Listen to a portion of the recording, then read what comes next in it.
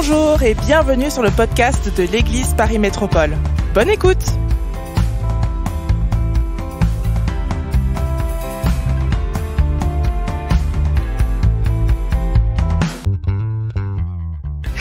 Alléluia.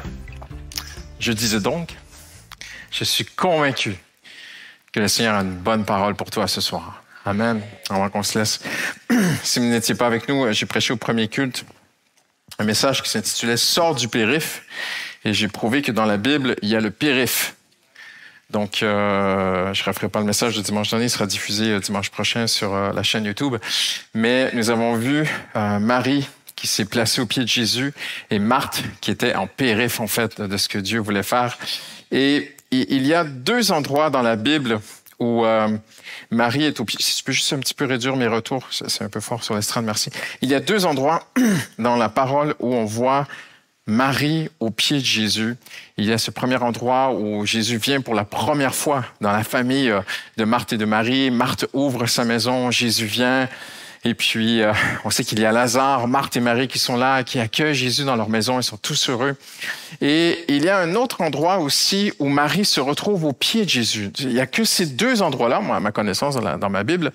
Et l'un, c'est la première fois où Jésus vient, et l'autre, c'est peut-être la dernière fois où Jésus va être avec eux avant d'aller à la croix. Et on voit l'importance d'un sujet tellement important au cœur de Dieu ce soir que j'aimerais vous partager. C'est qu'entre Dieu et toi, ça doit rester une histoire d'amour. Il ne faut pas compliquer les choses.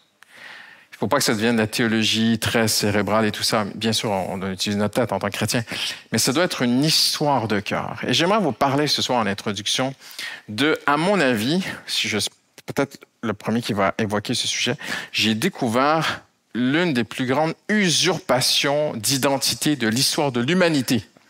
En fouillant dans des recherches, j'ai découvert qu'un des plus grands chanteurs rock de nos temps a usurpé une identité. Et son nom s'appelle Bryan Adams. Combien connaissent Bryan Adams? Levez la main. Et Bryan Adams, en 1991, je pense que je vais lui faire un procès. En 1991, il a été propulsé au sommet de sa gloire en chantant un chant qu'il avait écrit avec quelqu'un qui s'intitulait « Everything I Do ». Ça vous dit quelque chose? Les moins jeunes. Mais les jeunes, j'étais intéressant parce que c'est très intéressant parce que j'ai parlé avec des jeunes la semaine dernière de ce chant, puis même les jeunes connaissent très, très, très bien ce fameux chant de Bryan Adams. « Everything I do it for you ». Tout ce que je fais, je le fais pour toi. Numéro 1 dans plus de 20 pays, un record au Royaume-Uni qui n'a encore jamais été battu. D'après les experts, c'est le single, un des plus grands singles de l'histoire de l'humanité. Mais je vais vous prouver maintenant qu'il a usurpé l'identité de quelqu'un parce qu'il dit ceci. « Regarde dans mes yeux, tu verras ce que tu représentes pour moi. Cherche dans ton cœur, cherche dans ton âme, et quand tu m'y trouveras, tu ne chercheras plus. » Là, mon gars, t'as volé l'identité de mon meilleur ami. Ne me dis pas que ça ne vaut pas la peine de mourir pour cela. Là, t'as pris la place de mon Jésus. Tout ce que je fais, je le fais pour toi. Regarde dans ton cœur, tu trouveras qu'il n'y a rien à cacher. Reçois-moi comme je suis. Je donnerai tout, je me sacrifierai. C'est Jésus. Il a volé mon Jésus. Je ne peux pas m'en empêcher, il n'y a rien que je ne veuille plus, il n'y a pas d'amour comme ton amour et aucun autre ne pourrait m'en donner plus. Il n'existe pas d'endroit à moins que tu y sois, tout le temps, partout. Oui, je mourrai pour toi. Bryan Adams, on va lui faire un procès, j'ai appelé quelques avocats, c'est pas possible. Il a pris la place de Jésus. Le plus grand amour, lui, il a chanté, Jésus l'a fait. Jésus a donné sa vie.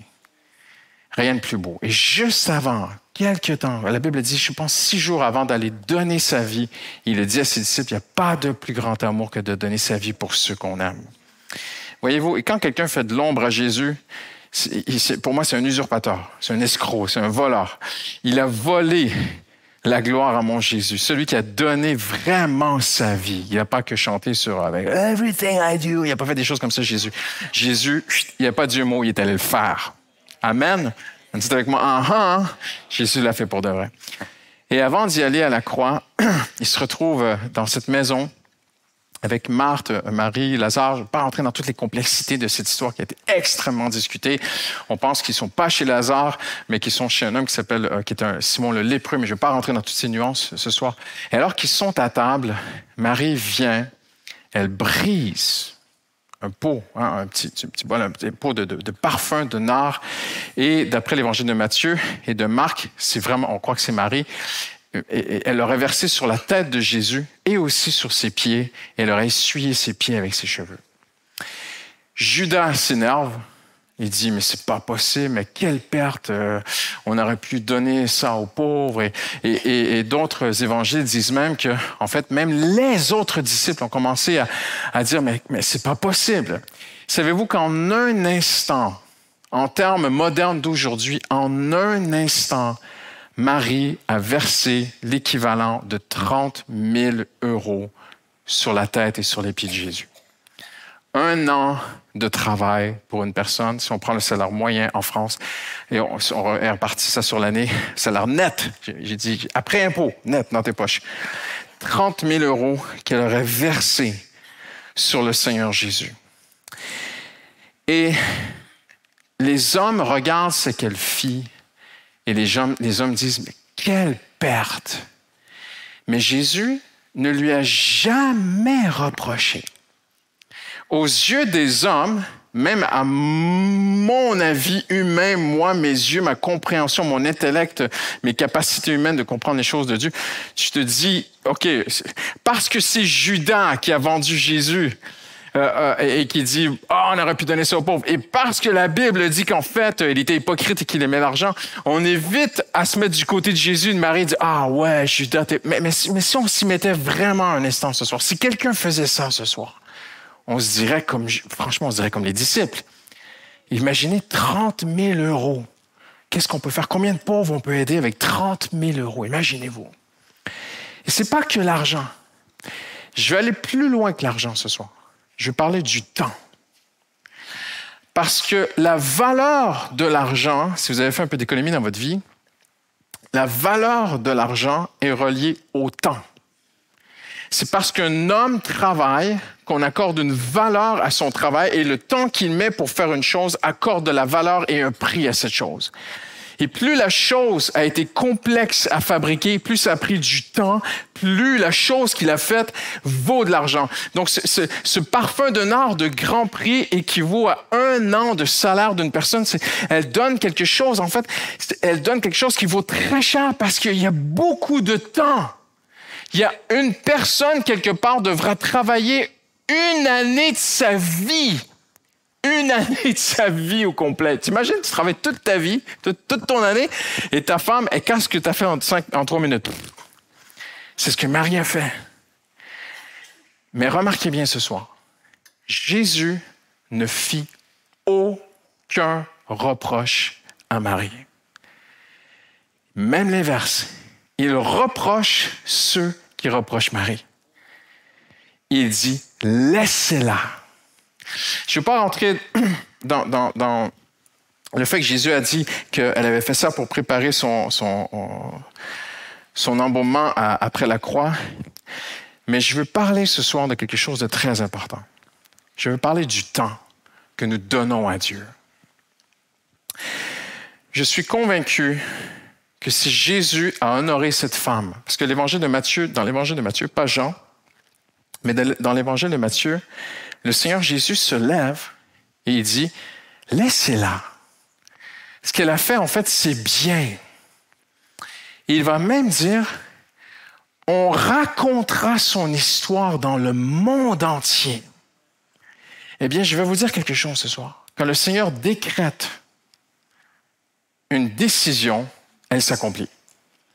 La preuve, c'est que sur Paris, ce soir, en 2023, nous parlons de cette femme. Le Seigneur l'a décidé. J'en parlais sur ma terrasse dimanche, j'en parlais avec des gens hier, j'en parle partout de cette histoire. Pasteur Mathieu a prêché là-dessus il n'y a pas longtemps. Jésus a décidé que l'histoire de cette femme irait partout dans le monde. Et le Seigneur va honorer cette femme pour une raison ce soir. Pas parce que ça valait 30 000 €. Pas parce que c'est un parfum de grand prix. Parce qu'il y a quelque chose de prophétique qui touche le cœur de Dieu pour t'amener à l'épicentre. Parce que je vais te donner un secret ce soir. Si tu touches le cœur de Dieu, Dieu va se lever pour toi. Comme il s'est levé pour cette femme. Quand un homme ou une femme touche le cœur de Dieu, Dieu se lève. Et j'aimerais que Dieu se lève pour toi. J'aimerais que Dieu se batte pour toi. Et je vais te montrer une clé pour que Dieu se lève pour toi. Il faut que tu touches le cœur de Dieu. Et elle a touché le cœur de Dieu. Pas parce que ça valait 30 000 €, mais je vais te dire pourquoi. Parce que ça représentait beaucoup de temps. Ça représentait 1 année de travail. Quelqu'un a travaillé 1 année pour qu'elle verse ce parfum. Alors voici en une phrase tout mon message ce soir. Le temps de qualité dans le secret est la plus grande preuve d'amour pour Dieu. J'en suis convaincu. Tu peux traverser mer et monde pour prêcher l'Évangile. Tu peux bâtir des cathédrales pour le Seigneur. Tu peux faire toutes sortes de choses. Tu peux faire les plus grands sacrifices de ta vie. Tu peux être le plus saint dans ce lieu ce soir. La première chose qui touche le plus le cœur de Dieu, c'est le temps de qualité que tu lui accordes en fermant ton téléphone quand le pasteur prêche et le temps de qualité que tu accordes au Seigneur dans le lieu secret. Suis-moi bien ce soir. Je répète, c'est très important. Après toutes ces années de pastorat, après tout ce que j'ai vu, entendu et vécu, j'ai aujourd'hui cette conviction au plus profond. Tu peux couper ma tête, hein? Tu peux me brûler sur le bûcher, mes convictions demeurent. Je suis convaincu que le temps de qualité que tu accordes à Dieu dans le secret est la plus grande preuve d'amour pour Dieu. Je le répète, je suis convaincu que je vais marteler, que le temps de qualité que tu accordes à Dieu dans le secret est la plus grande preuve d'amour pour Dieu. Personne ne peut dire pourquoi Marie a fait cela, parce qu'elle ne l'a pas dit. Jésus a donné l'aspect prophétique de la croix. Peut-être, certains commentateurs disent, peut-être que même Marie a appris elle-même qu'elle préparait la fin, la mort de Jésus. Mais on pourrait se poser beaucoup de questions ce soir. Je parlais avec un jeune homme qui m'a dit, je lui ai posé la question comme ça, je lui ai dit, pourquoi tu crois qu'elle a fait ça? Et il me dit, mais n'a-t-elle pas douté quand Jésus a dit qu'il ressusciterait Lazare? Parce que là, en fait, c'est un peu une fête qui est faite. Hein? C'est une fête qui est célébrée. On célèbre la résurrection de Lazare. C'est un grand banquet, c'est un agape. Ils sont tous là ensemble. Probablement le Simon le lépreux, on ne sait rien sur lui. Peut-être que c'est un lépreux que Jésus a guéri aussi à Béthanie. Ils sont tous là ensemble et célèbrent en fait que Jésus a ressuscité Lazare. Et Marie arrive dans tout cela et elle verse l'huile, le parfum précieux, extrêmement concentré sur la tête de Jésus. Ça coule sur lui comme sur la barbe d'Aaron. Et dans l'Ancien Testament, ça vient sur ses pieds. Et peut-être qu'elle en a encore versé sur ses pieds. Et avec ses cheveux, elle vient et elle essuie. Mais on célèbre la résurrection de Lazare. Mais souvenez-vous qu'à la résurrection de Lazare, Marie a douté. Peut-être que c'est une façon de demander pardon. On ne sait pas ce qu'elle a dans son cœur. Elle ne le dit pas. Peut-être qu'elle veut lui dire pardon d'avoir douté alors que tu as ressuscité mon frère. Peut-être que c'est une simple offrande de reconnaissance. Peut-être qu'elle avait dans son cœur l'onction des rois. Parce que dans l'Ancien Testament, on ne oignait pas n'importe qui. On oignait le roi et le grand sacrificateur. Donc peut-être qu'elle est en train de dire « Tu es mon roi ». Peut-être qu'elle voit en lui le grand sacrificateur de façon prophétique. C'est lui qui va donner l'accès au Père. Peut-être, on ne sait pas.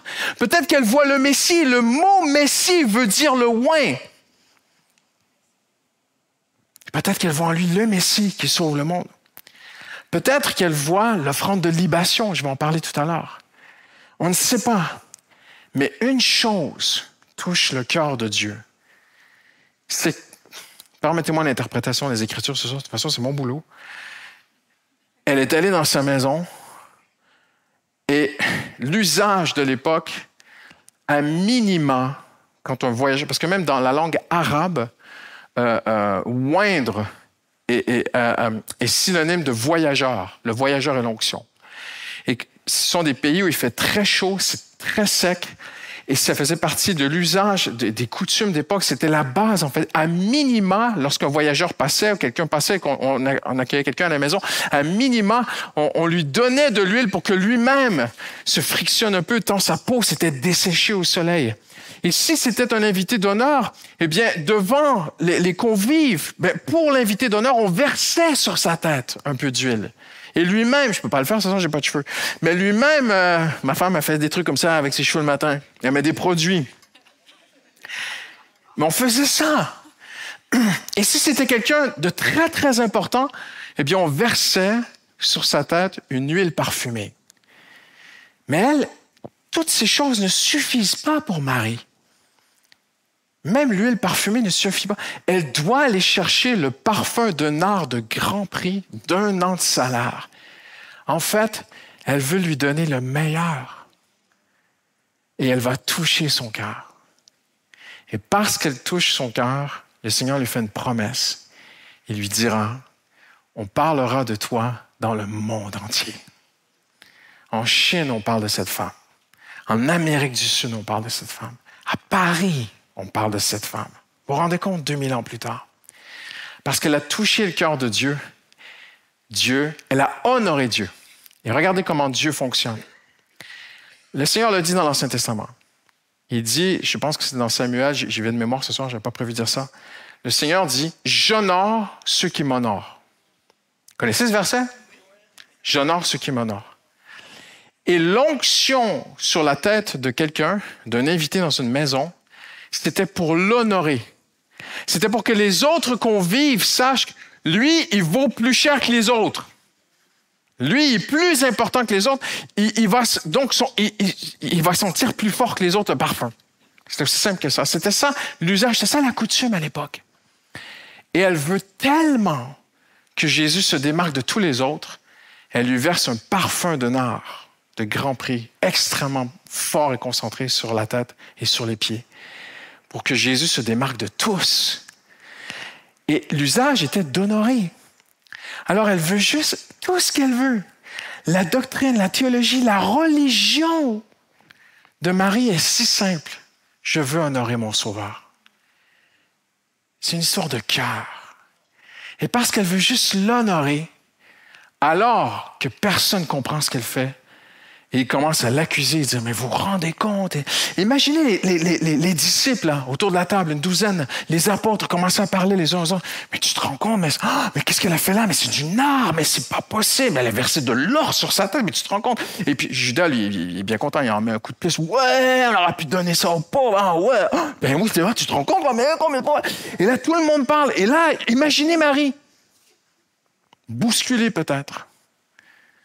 Qu'est-ce que j'ai fait? Et Jésus se lève et il dit, laissez-la. Ce qu'elle a fait, c'est bien. En d'autres mots, à vos yeux, c'est perdu. À mes yeux, c'est gagné. Voici ce que je veux dire ce soir. Je ne veux pas parler des 30 000 €. Je ne veux pas parler de l'argent. Je veux parler du temps. Le temps que tu passes dans le secret avec Dieu, ce n'est pas perdu. Aux yeux du monde, c'est une perte. Aux yeux de ta compréhension propre à toi, personnellement, dans ta chair humaine, t'enfermer dans une pièce, te mettre à genoux, fermer tes yeux, parler à quelqu'un immatériel et invisible. C'est pas possible, c'est une perte de temps. Aux yeux humains, c'est une perte de temps d'adorer Dieu dans le lieu secret. On adore Dieu à l'Église parce qu'on est ensemble, parce que c'est bien ensemble, parce que Samy a fait de la bonne musique. On aime bien, on est là. Mais dans le lieu secret, quand tu es seul, que personne ne le sait et ne le saura, que tu fermes la porte de ta chambre, que tu prends ta petite sono ou ton téléphone, tu mets ton téléphone en mode avion et tu mets une louange sur ton téléphone. Et tu lèves tes mains dans ta chambre à coucher comme ça. Et tu commences à dire à Jésus, Je t'aime, Jésus. Je t'aime, Jésus. Tout ton cerveau te dit, mais qu'est-ce que tu fais là? Je vais aller plus loin. Il y a quelqu'un dans la pièce que tu ne vois pas. Il s'appelle le diable. Et là, il vient. Mais qu'est-ce que tu fais là? Quel temps perdu. Mais le monde aussi. L'heure que tu as passée dans le lieu secret, tu aurais pu travailler 1 heure, tu aurais fait plus d'argent. Voyez-vous? Ce n'est pas l'argent, c'est le temps. Le temps semble perdu à chercher la face de Dieu dans le lieu secret, aux yeux des hommes. Mais c'est quelque chose qu'on prêche plus souvent à l'Église. Mais j'aimerais te dire ce soir, qui que tu es, qui que tu sois, peu importe où tu en es avec Dieu, peu importe si tu te sens indigne, peu importe si tu ne sais pas comment prier, peu importe si après 3 minutes, tu ne sais plus quoi lui dire, peu importe si tu ne sais pas bien chanter. Peut-être que tu es comme moi, quand je chante, les anges s'en vont. Même les anges, ils ne peuvent pas m'entendre chanter. Tu vois? Mais une chose est certaine. Aux yeux des hommes, ça a l'air perdu. Mais on aurait pu donner ça aux pauvres.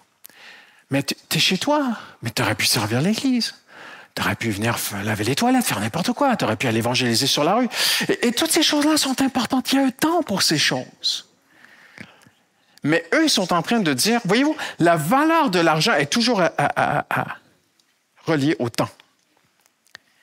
Donc, sur ce qui est dit, les reproches qui lui sont faits, vous direz, c'est sur l'argent, c'est sur la valeur de ce qu'elle a fait, mais c'est sur le temps. C'est 1 année de perdu qu'elle verse aux pieds de Jésus. Et Jésus dit, c'est 1 année de gagné. Parce que, je vais vous dire quelque chose. Eux, ils voient 1 année de salaire perdu. C'est long, 1 année quand même, hein, de travail. Mais Jésus, lui, il voit plus qu'1 année. Il voit 2000 ans de témoignages. Jésus voit des continents. Il voit des peuples. Il voit des missionnaires traduire la Bible. Aller voir des tribus et des tribus lire l'histoire de cette femme. Jésus voit des chrétiens persécutés qui pensent à elle pendant qu'ils sont persécutés pour s'encourager dans leur foi. Alors que des hommes voient 1 année de perdu, Jésus voit 2000 ans, des millions de personnes touchées. J'aimerais te dire ceci ce soir. Si tu te caches et si tu cherches la face de Dieu, Dieu sait que ce n'est pas perdu. Tu ne peux même pas imaginer ce que ton témoignage peut devenir de façon exponentielle parce que tu as cherché la face de Dieu. Il y a une louange personnelle, secrète, intime, qui ne concerne que Jésus et toi. Il y a un culte qui ne se fait qu'à la maison. C'est un gâchis pour certains, c'est un gain pour Jésus. Vous savez, il y a des choses qu'on dit qu'il faut accentuer, qu'il faut appuyer. Quand le Seigneur a donné à Moïse le modèle du temple, du tabernacle, pardon, et prenons Salomon ce soir.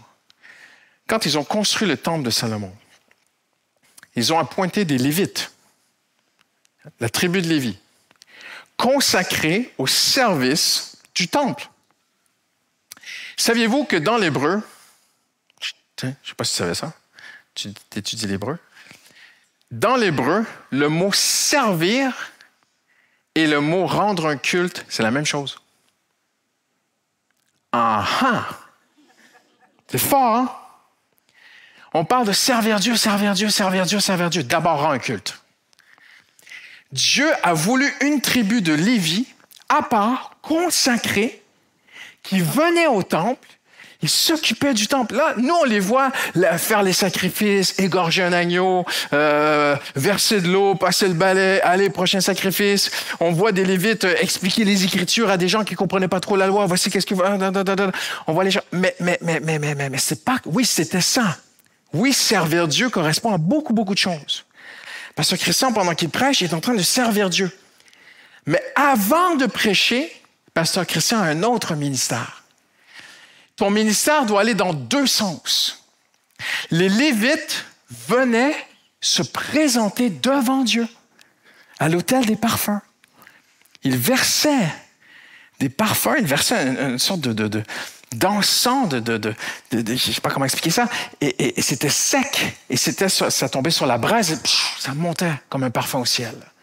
Pourquoi est-ce que Dieu a demandé ça? Simplement, comme un signe prophétique, qu'en Jésus-Christ, on allait un jour venir se tenir devant Dieu et le louer, l'adorer, faire monter des prières. Pas que, Seigneur, j'ai besoin de ceci, cela. Oui, tu présentes tes requêtes, il n'y a pas de problème. Mais ta relation avec Dieu, c'est pas juste je demande, je reçois, je m'en vais. C'est aussi, Seigneur, je t'aime.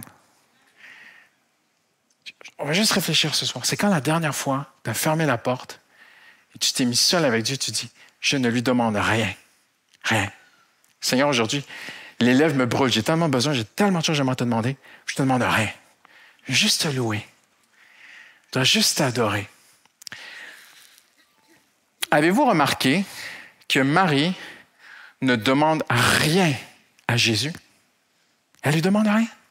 La première fois, elle est à ses pieds, elle reçoit l'enseignement, elle ne lui demande rien. La deuxième, quand Lazare meurt et qu'il est malade, oui, elle demande, elle crie à Jésus, Jésus vient, il ressuscite, Jésus est fidèle, il est là pour ses amis. Mais elle a une relation où, oui, elle peut présenter ses requêtes au Seigneur. Mais là, Jésus est là, elle ne lui demande rien. Elle lui donne. J'aimerais dire ceci aujourd'hui. Il y a un ministère qui s'exerce envers les gens autour de toi. On a tous un ministère, on a tous un service. Ministère veut dire service. Vous savez qu'un ministre, en fait, c'est quelqu'un qui est au service du peuple. OK? Ministère veut dire servir. On a tous un service dans le corps de Christ, dans l'Église. On a un service envers les autres. La Bible dit de se servir les uns les autres. Mais chaque enfant de Dieu, ici présent ce soir, au son de ma voix, doit comprendre que tu as un ministère à exercer envers Dieu. Je ne parle pas de présenter tes requêtes. Je parle de l'autel des parfums. Une louange, une adoration, une reconnaissance. C'est quand la dernière fois que tu as dit merci à Jésus? Juste merci de m'avoir sauvé. Pas à l'Église, pas au temps de la Sainte Seine. Juste chez toi. Et c'est bien l'Église. Alléluia, pas de problème au temps de la Sainte Seine. C'est pas mon point. Mais juste chez toi, merci Seigneur. Alléluia. Tu m'as sauvé. Tu es mort à la croix pour moi. Merci Seigneur, tu m'as donné une épouse, tu m'as donné des enfants. Merci Seigneur, tu as fait de moi un berger, un pasteur. Merci Seigneur, tu pourvois tous mes besoins. Merci Seigneur, il y a 17 ans, je suis parti par la foi pour te servir en France. Ça fait 17 ans que tu prends soin de nous. On n'a jamais manqué. Seigneur, je dois juste te dire que je t'aime. Je dois juste te dire merci. Juste te dire, juste une louange. Juste une louange. La louange d'un père de famille. La louange d'une maman. La louange d'un époux, la louange d'un enfant de Dieu. Alléluia. Et je vais te dire quelque chose. Pendant que tu le fais, il y a des voix qui vont venir. Les voix de Judas et des autres vont venir. Mais tu me perds de temps ce que tu fais. Mais ça ne sert à rien ce que tu fais. Mais Jésus va se lever. Et Jésus va donner un témoignage à ce que tu fais. Alléluia. Quelqu'un dit Amen ce soir. Vous savez, je me suis dit, est-ce que je vais le dire? Moi, je vais le dire. Nous étions un jeune couple, on n'avait pas d'enfants encore, et on avait accepté d'aller garder des enfants chez une dame qui s'appelle Muriel. Et j'ai eu une sorte de réveil avec Jésus à l'époque. J'étais même pas encore pasteur, je faisais ma théologie, et puis je travaillais quand même à temps plein à côté de ça, et elle avait une sono. Elle avait une super sono. Nous, on habitait dans un petit appartement, et là, on gardait quelqu'un qui avait une maison. On était trop bien dans la maison et tout. Et cette dame, c'est une amie à ma femme, elle avait une super sono. Et à l'époque, on mettait des CD, ça n'existe plus aujourd'hui. Et un soir, je suis seul. Et je me lâche. Je mets de la louange, je suis dans le séjour. Et je me mets à louer Dieu. Et le Seigneur touche mon cœur. Je me souviens, j'avais même pas 23 ans. Je me mets, vous ne croirez pas, j'ai dansé. Je dansais devant Dieu, je m'éclatais dans la présence de Dieu. J'étais juste heureux d'être à Jésus. Et j'ouvre mes yeux, et il y a Justine qui vient de rentrer avec les deux petits. Et ma femme, elle me connaît. Ne vous inquiétez pas, je le connais, il est un peu comme ça, mon mari. Et les deux me regardent comme ça. Mais il s'est passé quelque chose dans le cœur de la petite. Elle a donné son cœur à Jésus. Et aujourd'hui, elle est femme de pasteur. Extraordinaire, hein? C'est pas cette soirée-là qui l'a sauvée. Il y a eu d'autres choses. Mais ce soir-là, la petite a été touchée dans son cœur. Je te dis pas d'aller danser ta louange sur la place et que ça va sauver Paris. Je rentre pas dans les choses mystiques ce soir. Je vous ai déjà parti danser. Mais je parle comme Marie, d'avoir quelque chose d'intime entre Jésus et toi. Une louange secrète. Alléluia. Une vraie relation d'amour entre lui et toi. Tu l'aimes, tu lui dis que tu l'aimes. Là, on dit, mais Pasteur Christian, le Seigneur n'a pas besoin que je lui dise que je l'aime. Non, mais oui. Je ne sais pas comment l'expliquer. Dieu n'a besoin de rien, mais il a choisi, dans sa complétude parfaite en qui il est, Dieu n'a pas besoin de nous, mais il nous aime tant qu'il a décidé de comme avoir un peu besoin de nous. Je ne sais pas te l'expliquer, il te l'expliquera lui-même quand on ira là-haut. Mais semble-t-il que ça lui fait plaisir qu'on le loue, qu'on l'adore. Alléluia. Vous êtes avec moi ce soir? Je vais vous dire ceci en terminant. Quand on aime quelqu'un, on veut passer du temps avec cette personne. Et je sais si quelqu'un aime Jésus parce qu'il a envie de passer du temps avec lui. Pasteur Christian, je travaille beaucoup, je n'ai pas beaucoup de temps. Eh bien, la Bible dit que Daniel n'avait pas beaucoup de temps. Daniel était plus occupé que toi et moi ensemble. Et j'ai beaucoup aimé une traduction de la Bible qui disait ceci, je l'ai dit pour t'encourager ce soir. Ne pensez pas que Daniel priait nuit et jour, qu'il vivait quelque part dans une tour du palais, qu'il n'avait rien à faire, qu'il méditait la Bible, qu'il avait des visions avec des anges. Non. La Bible dit que Daniel cherchait à prier. Ça ne dit pas qu'il priait, hein? En hébreu, c'est qu'il cherchait. Il n'y avait pas beaucoup de temps. Il y avait des meetings, il y avait des réunions de travail, il gouvernait des provinces, et puis il rencontrait des démocrates, des représentants, des ceci, des cela. Et puis à un moment donné, il a dû dire à son adjointe, annule les 3 prochains rendez-vous. Mais vous vous rendez compte, c'est l'ambassadeur, tu annules les 3 prochains rendez-vous. Puis il partait dans sa chambre, il ouvrait les volets, puis il allait prier son Dieu. Il n'y avait pas tout le temps qu'il voulait. Et toi non plus. Mais le simple fait que tu cherches à passer du temps avec Dieu touche le cœur de Dieu. Alléluia. Voyez-vous, lorsque je prends certains versets sur l'amour de Dieu, je découvre qu'il s'applique à ma vie personnelle et secrète. Tu aimeras l'Éternel ton Dieu de tout ton cœur, de toute ton âme, de toute ta force, dans le lieu secret. Fais de l'Éternel tes délices. Il te donnera ce que ton cœur désire. Dieu veut te bénir. Il veut même te donner des choses. Moi, parfois, Dieu m'a donné des choses que je n'ai jamais demandé à personne, que je n'ai même pas prié. Là, je me souviens une fois, le Seigneur m'a donné un truc, j'ai dit à ma femme, mais pourquoi Dieu me donne ça? Mais pourquoi? Je n'ai même pas demandé ça. Et je suis allé prier, j'ai dit, Seigneur, pourquoi tu me donnes ça? Vous savez ce que le Seigneur m'a dit? Parce que je t'aime. Parce que tu m'aimes, on s'aime, on est des amis, j'avais envie de te faire plaisir. Ah. Fais de l'Éternel tes délices. Cantique des Cantiques dit, c'est à bon droit que l'on t'aime. C'est un bon investissement d'aimer Dieu. Tout concourt au bien de ceux qui aiment Dieu. L'œil n'a pas vu, l'oreille n'a pas entendu, n'est pas monté au cœur de l'homme. Tout ce que Dieu a préparé pour ceux qui l'aiment. Il y a des gens qui prient plus que toi qui n'aiment pas Dieu. C'est des religieux. Ils veulent que convaincre Dieu. Et Jésus dit, ne priez pas comme ceux qui rabâchent. Non. Marie, au pied de Jésus. Alléluia. Il n'est pas monté. L'oreille n'a pas entendu. Il n'est pas monté au cœur de l'homme. J'aimerais te dire ceci ce soir. Dieu a préparé des choses pour toi que tu n'as même pas imaginées. Mais il aimerait t'avoir dans le lieu secret. Juste, uniquement pour lui. Que tu sois seul avec lui. Que tu verses un parfum d'adoration de louange, d'amour pour ton Sauveur, eh bien, ton œil n'a pas vu, ton oreille n'a pas entendu et ton cœur n'a même pas encore imaginé ce que Dieu a préparé pour toi. Parce que tu l'aimes. J'aimerais vous dire ceci, Dieu paye bien.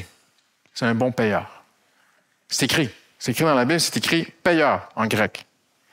Ton Père qui voit dans le secret te le rendra. Matthieu 6,6. Il est le rémunérateur de ceux qui le cherchent. Eh bien, c'est payeur. Il est le payeur de salaire de ceux qui le cherchent. Hallelujah. Dieu le rend. Marie n'a rien perdu. Elle n'a pas perdu 1 euro en versant ses 30 000 euros aux pieds de Jésus. Elle a tout gagné. Hallelujah. Vous savez qu'il y a des gens, moi ça me fait rire, il y a des gens qui paient des millions pour être connus. Quand tu y penses, il y a des gens qui paient des millions pour être connus. Elle a versé sa louange aux pieds de Jésus. Elle ne voulait même pas être connue. Et Jésus dit, ah ouais? Ben toi, tu vas être connu que eux tous plus. Et c'est le Seigneur qui décide, hein? Hallelujah. Je termine avec ceci. En 1748, le papier était cher et précieux. Benjamin Franklin, président des États-Unis, écrit un livre qui s'intitule, très, très connu par les jeunes économistes à l'époque, les jeunes businessmen, les jeunes commerçants ont lu son livre. Et son livre commence avec un aphorisme, une phrase très, très connue. Il commence, « Jeune homme, voici les conseils d'un vieux businessman à un jeune businessman. » Et voici ce qu'il lui dit. « Le temps, c'est de l'argent. » Vous avez déjà entendu cette expression-là? Ça vient de Benjamin Franklin. Si un jeune homme gagne 10 shillings dans sa journée, le lendemain, il s'assoit une demi-journée pour dépenser 6 shillings. Il en a perdu 11. Parce que la moitié de sa journée, 5, il n'a pas travaillé, et il a dépensé 6, 11 shillings de perdu. Time is money. Travail, travail, travail, travail, travail. Eh bien, dans le royaume de Dieu, time is love. Le temps, c'est l'amour. C'est ça le royaume de Dieu. Donne du temps à Dieu. C'est la plus belle preuve d'amour. Voyez-vous, il y a des gens qui ont manipulé des chrétiens avec l'histoire de Marie, hein, pour que les gens fassent de grosses offrandes dans les églises. C'est vrai, hein? Non, c'est l'amour. On en entend des histoires sur Paris. Hein. Il y a des gens, on leur a tordu le bras pour qu'ils fassent des grosses offrandes dans leur église pour prouver à Dieu qu'il les aime. Mais comment le pauvre, il va faire, lui, pour faire la grosse offrande? Ton argent, Dieu n'en a pas besoin. Si tu donnes ta dîme à l'Église Paris-Métropole pour montrer, pour essayer de prouver ou gagner ou que Dieu te réponde, arrête. Donne-la plus. Donne-la plus. La Bible dit que celui qui donne, donne avec joie. Ça fait juste plaisir. Hallelujah. Ici, ce n'est pas une question de la valeur d'argent qu'elle a versée. C'est une question d'amour, de temps. Ça valait beaucoup de temps. Quelqu'un a travaillé beaucoup pour qu'elle verse ce parfum. Et Jésus dit, le temps n'est jamais perdu avec moi. Hallelujah. Le temps, c'est de l'argent pour le monde. Eh bien, pour Dieu, le temps, c'est l'amour. Donne du temps à Jésus. Tu lui prouves que tu l'aimes. Hallelujah. Amen. On se lève ensemble en terminant. On a dépassé le temps. Je vous propose qu'on lui donne encore un peu de temps. Ça vous va? Tu viens, Samy? Oui. On va juste terminer en lui donnant... Ça vous dit juste de lui donner notre louange? Avant qu'on se sépare? Avant qu'on reparte à la maison? Juste un... Hein, c'était pas prévu. Je te surprends. Mais juste un chant. Simplement. Un petit moment.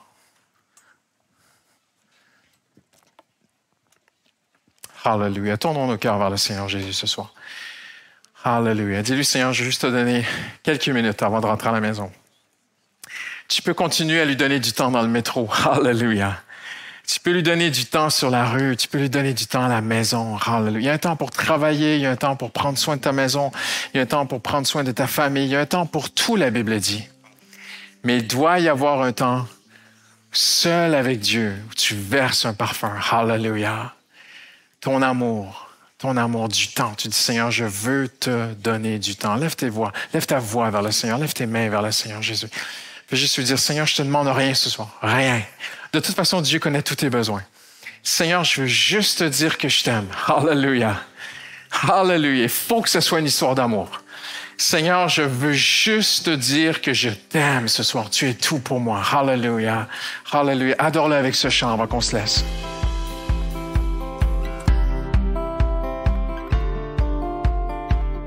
Merci d'avoir écouté le podcast de l'Église Paris Métropole. Retrouvez toute notre actualité sur notre site monégliseaparis.fr et sur nos réseaux sociaux Instagram, Facebook et YouTube, Église Paris Métropole. À bientôt!